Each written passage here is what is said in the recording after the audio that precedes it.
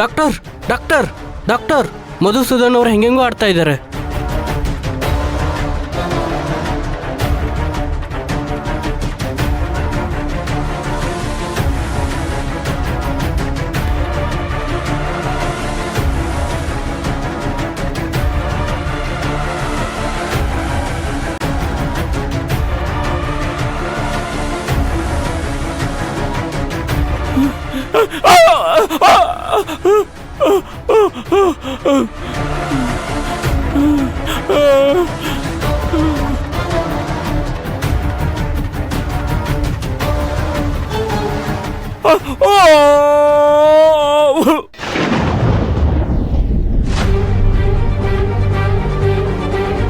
Doctor,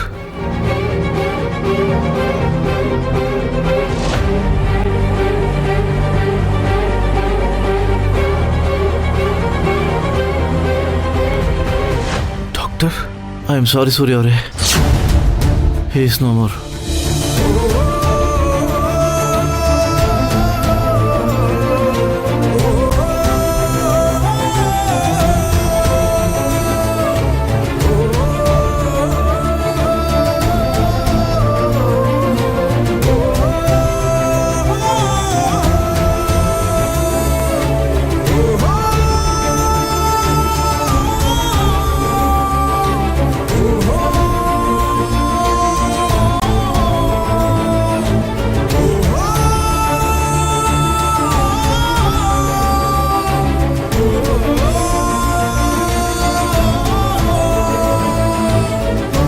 ಅವ್ರೆ ನನ್ ಬದುಕ್ಸಿ. ಸೂರ್ಯ ಅವ್ರೆ ಯೋಚನೆ ಮಾಡಬೇಡಿ ಸರ್, ಯೋಚನೆ ಮಾಡಬೇಡಿ.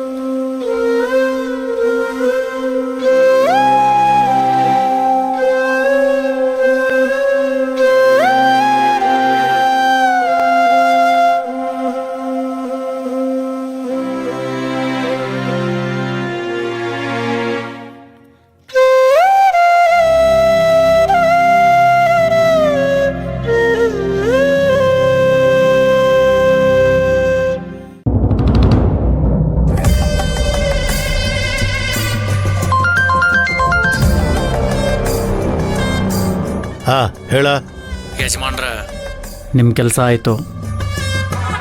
ಆ ಮಧುಸೂದನ್ ಕತೆನ ಮುಗಿಸಿದ್ದೀನಿ.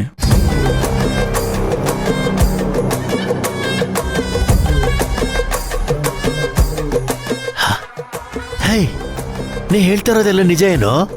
ಅವನು ಸತ್ತಿರೋದನ್ನ ಕನ್ಫರ್ಮ್ ಮಾಡ್ಕೊಂಡು ಹೇಳ್ತಾ ಇದೆಯಾ ತಾನೆ? ಖುದ್ದಾಗಿ ಡಾಕ್ಟ್ರೇ ಅವನು ಪರಲೋಕ ಸೇರ್ಕೊಂಡ ಅಂತ ಹೇಳಿದ್ರು ಯಜಮಾನ್ರೆ.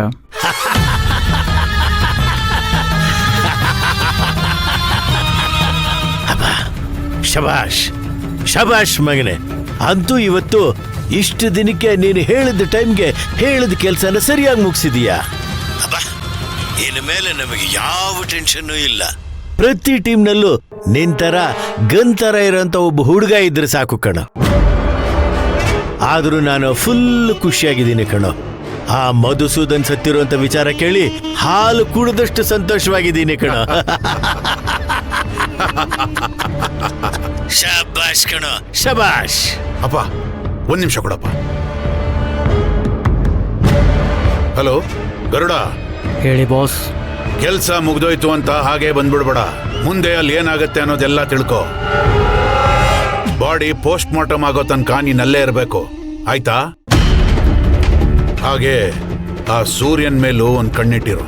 ಬಾಸ್, ನಾನು ಇಲ್ಲೇ ಇದ್ರೆ ಸಿಕ್ಕಾಕೊಳ್ಳೋ ಚಾನ್ಸಸ್ಸು ತುಂಬ ಇರುತ್ತೆ.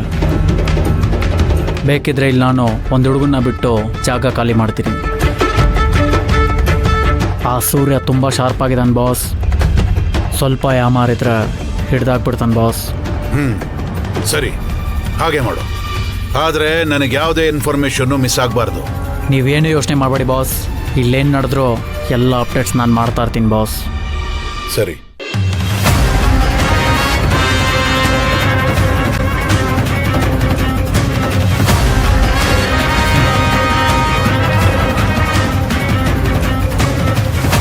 ಅಂತೂ ಒಂದ್ ಕಂಟಕದಿಂದ ಪಾರಾಗ್ಬಿಟ್ವಿ ಅಪ್ಪ.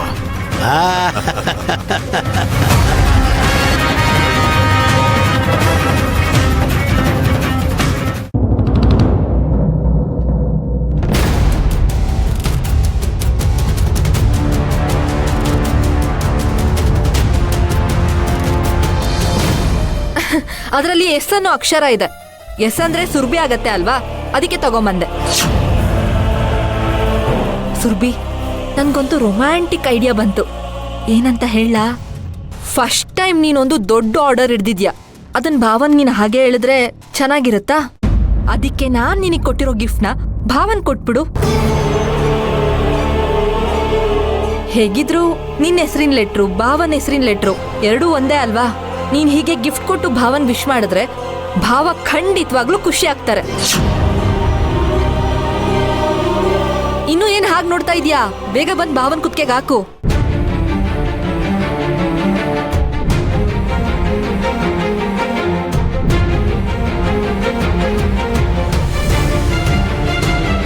ನಾನ್ ನಿನಗೆ ಇನ್ನೊಂದು ಸರ್ಪ್ರೈಸ್ ಕೊಡ್ತೀನಿ.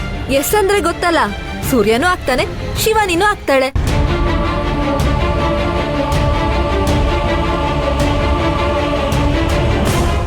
ಸುರಭಿ, ಇದೇನೇ ಆಫೀಸ್ಗೆ ಹೀಗೆ ಹೋಗಿ ಹಾಗೆ ಬಂದ್ಬಿಟ್ಟಿದೀಯಾ? ಅಮ್ಮ, ನಿನ್ ಕೆಲ್ಸ ಏನಿದೆ ಹೋಗಿ ನೋಡ್ಕೋತೀಯ? ಯಾಕೆ ಕಣ್ ಕೆಂಪಗಾಗಿದೆ? ಆಫೀಸಲ್ಲಿ ಏನಾದ್ರೂ ಆಯ್ತಾ? ಮೊದ್ಲೇ ನಂಗೆ ತಲೆ ಕೆಟ್ಟಿದೆ. ಪದೇ ಪದೇ ಅದೇ ಮಾತಾಡಿ ನಂಗೆ ಚಿಟ್ಟಿ ಹಿಡಿಸ್ಬೇಡ, ದಯವಿಟ್ಟು ಹೋಗು. ಲೇ, ನಾನು ನಿನ್ ತಾಯಿ ಕಣೆ. ಮಗಳು ನೊಂದ್ಕೊಂಡು ಕೂತಿದ್ರೆ ಯಾವ ತಾಯಿ ತಾನೇ ನೋಡ್ಕೊಂಡು ಸುಮ್ಮನೆ ಇರ್ತಾಳೆ? ವಿಷಯ ನಿನ್ನೊಳಗೆ ಇಟ್ಕೊಂಡು ಹೀಗೆ ಒದ್ದಾಡಿದ್ರೆ ಹೇಗೆ? ಅದೇನಾಯ್ತು ಅಂತ ನನ್ನ ಹತ್ರ ಹೇಳ್ಕೊ. ಸಾಧ್ಯವಾದ್ರೆ ನನ್ನ ಕೈಲಿ ಏನಾಗುತ್ತೋ ಅದು ಮಾಡ್ತೀನಿ. ಶಿವಾನಿ ಬಲೆ ಕ್ರಿಮಿನಲ್ ಇದ್ದಾಳೆ. ನನ್ನ ಹತ್ರನೇ ಡಬಲ್ ಗೇಮ್ ಆಡ್ತಿದ್ದಾಳಮ್ಮ.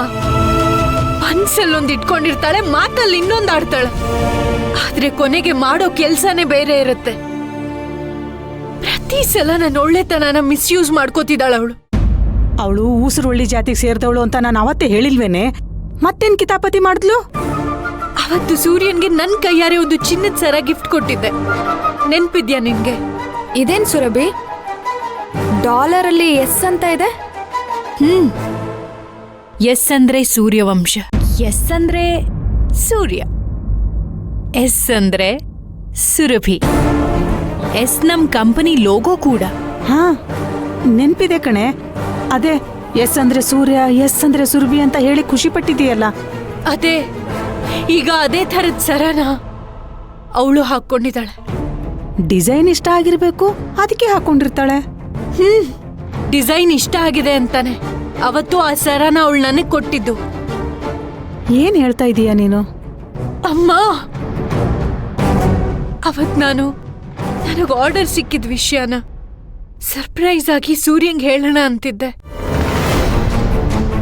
ಆಗ ಶಿವಾನಿ, ಬರೀ ಬಾಯಿ ಮಾತಲ್ಲಿ ಹೇಳ್ಬೇಡ, ಈ ಸರನ ನಾನು ನಿಂಗೋಸ್ಕರ ತಂದಿದ್ದು, ಇದನ್ನೇ ಸೂರ್ಯಂಗ್ ಗಿಫ್ಟ್ ಕೊಟ್ಟು ಗುಡ್ ನ್ಯೂಸ್ ಹೇಳು ಅಂದ್ಲು. ಅವತ್ ನನ್ಗಾಗಿದ್ ಖುಷಿನಲ್ಲಿ ಹಿಂದೆ ಮುಂದೆ ಯೋಚನೆ ಮಾಡ್ದೆ. ಎಲ್ರೂ ಮುಂದೆ ಆ ಸರನ್ ತಂದು ಸೂರ್ಯಂಗ್ ಹಾಕ್ದೆ. ಆದ್ರೆ ಅವಳು ಅದನ್ನ ಇಷ್ಟಪಟ್ಟು ತಂದ ಸರ. ಎಸ್ ಅಂದ್ರೆ ಸೂರ್ಯ, ಎಸ್ ಅಂದ್ರೆ ಸುರಭಿ, ಎಸ್ ಅಂದ್ರೆ ಸೂರ್ಯವಂಶ ಅಂತ ನಾನ್ ಅನ್ಕೊಂಡಿದ್ದೆ. ಆದ್ರೆ ಎಸ್ ಅಂದ್ರೆ ಶಿವಾನಿ ಅನ್ನೋದು ಅವಳ ತಲೆಯಲ್ಲಿತ್ತು. ಹೆಸರು ನಂದು, ಆದ್ರೆ ಆಸೆ ಅವಳ್ದು. ಹಿಂಗ ಅರ್ಥ ಆಗ್ತಿದ್ಯಾ?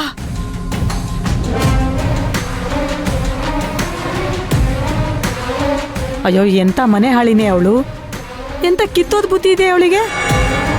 ತಾನು ನೇರವಾಗಿ ಸರ ಕೊಡಕ್ಕಾಗಲ್ಲ ಅಂತ ನೈಸಾಗಿ ಬುದ್ಧಿವಂತಿಕೆ ಉಪಯೋಗಿಸಿ ಅಳಿಯಂದ್ರಿಗೆ ನಿನ್ ಕೈಯಿಂದ ಸರ ಹಾಕ್ಸಿದಾಳೆ.